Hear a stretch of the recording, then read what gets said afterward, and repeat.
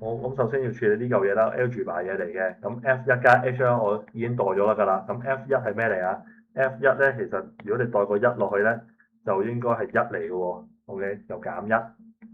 好啦，跟住咧呢度再 expand 嘅啫，其實真係冇乜特別嘅。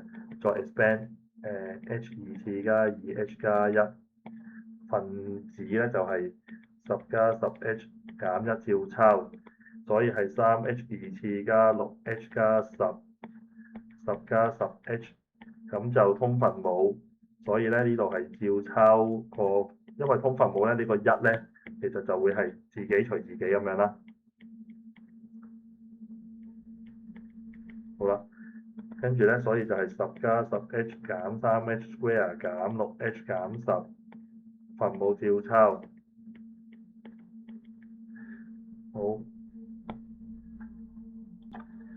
跟住咧十同負十約咗，其實已經可以抄佢呢條式㗎啦。咁就係四 H 減三 H square，分母就係十加六 H 再加三 H square。好，咁就證明到佢嗰個東西啦。好，咁證明完之後咧，我哋就做 first principle 嗰部分啦。咁首先寫翻 first principle 條式啦。咁然後呢個咧，當然呢一個成個分子咧就用翻佢嗰個東西啦。咁所以咧，我哋就會 limit h tends to zero 一 over h 就乘翻 part A，sorry 唔係 part A，即係你上面證明咗嗰嚿嘢啦。